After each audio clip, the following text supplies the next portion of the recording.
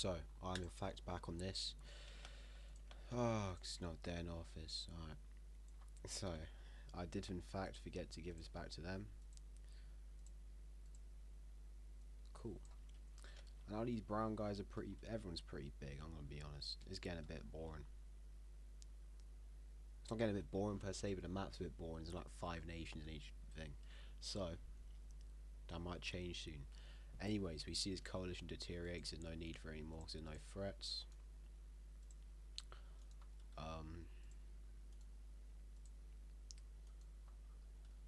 No matter if we move vassal states, no, we're much more complex. Okay, so first thing is these guys are sold back this land because it's too expensive for them to hold, and it's just pointless to hold. They accept their war reparations as good enough payment, but they're pretty much just dead. Like, they have no advantage anymore. They can't do much else, and they're suffering a bit of an economic crisis. So they just grant these guys in the. Why I've always go for like a pink, more unique colour. Here we go. And they just offer them independent, or not, they sell them their independence. And there we go, a bit more complex now. These guys still have resource rights in both the areas. Over here, we see the blue guys, not the big blue guys over there, these blue guys. They break more treaties, and they just start walking across, and the little resistance from the natives isn't really going to cut it. And they're forced back into another treaty I didn't agree to or want. And it's not looking too good for them. However, and by this point they've integrated this. But, as I was saying before, what I was about to say, is still, yes. So this is the state the blue guys are. They're getting pretty big. And these guys sense their culture about to disappear from the face of the earth. Say hi to these pink guys. Say, hey, if we give you ownership of these islands and another port up here, so you can get to your New World holdings, we know we will give you that, as well as maybe a little something here. Right, lock in. We'll get. Okay, so the treaty is. I'll figure this out on. I had no idea this earlier. I can't remember exactly what it was.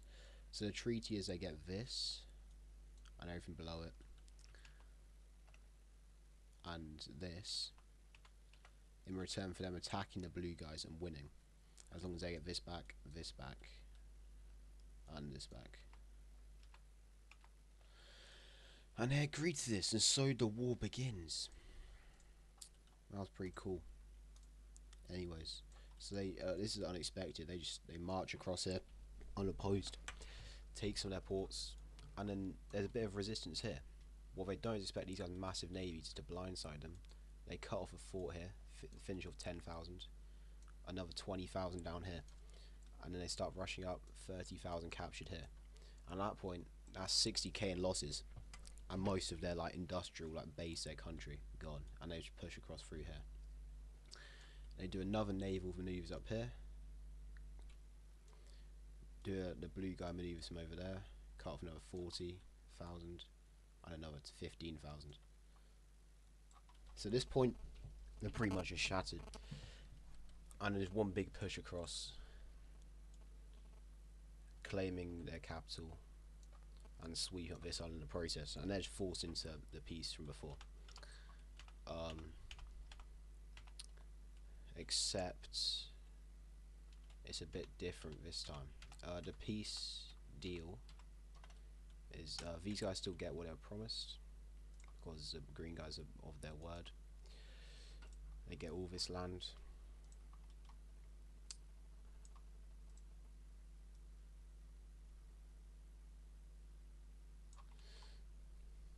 For their empire. They just keep it like that. No, they integrate into one colony. No, they keep it through. So they get that for their empire. And these blue guys, they give the red guys give them back this land, which is rightfully theirs. So they're doing a bit better for themselves now. But instead of giving this back to them, as promised, they just kind of took it for themselves. So now there's another one in the land rush. And another in the colonial conflicts of the Red Guys and their expansion. Oh, they also promised this one though. And you can see they're pretty big now. As you see the extent of their empire, very big. They go on a bigger colonialization spree, declaring war on these guys to get some of their land over here, which goes fairly well. Few landings, it's not very well garrisoned, till these blue guys smell blood in the water and just finish that off with whatever remained of the military from before. It's pretty much demilitarized now. It's push you there to get the green guys. They're safe, so accept that, it's fine. But I had a strike. I was gonna, yeah, it doesn't make much sense for them to be able to get over there. Yeah, so in the end they're just forced to take this absolute loss. And in the meantime, they push out this colony a bit more, but not too much, because people are starting to hate them now.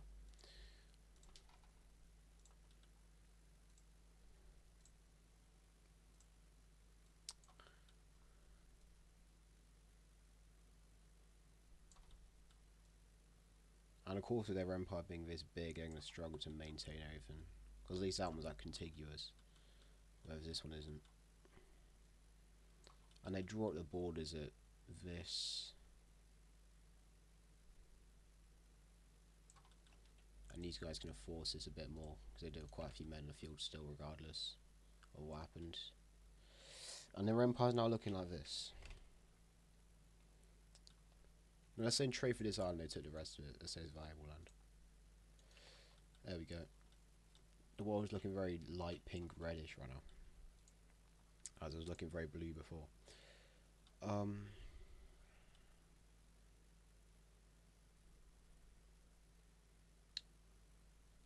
I want to do that?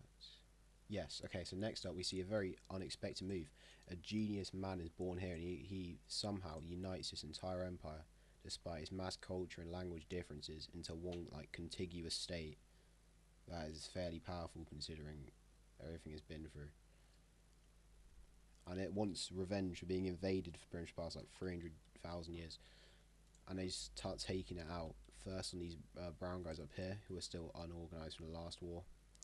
They like pounded them back to here, and the peace accepted was taking this province back off, which is their rightful claim. And since it's their rightful claim, they integrate it. It's made the borders not look disgusting.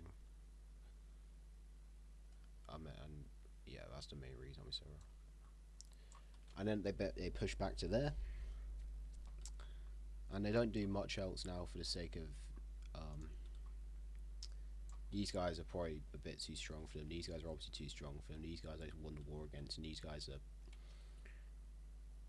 might just like be the next target. But anyways, they're a pretty powerful state.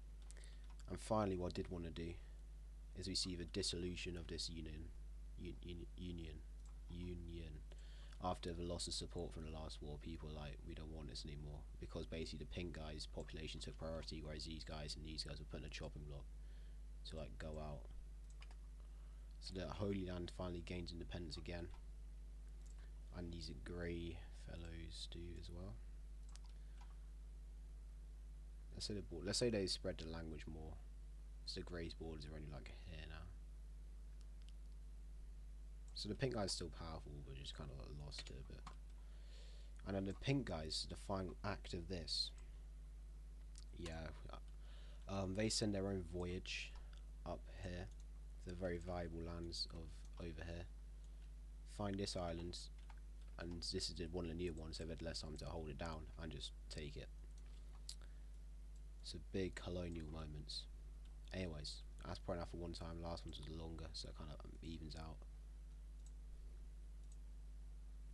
Goodbye.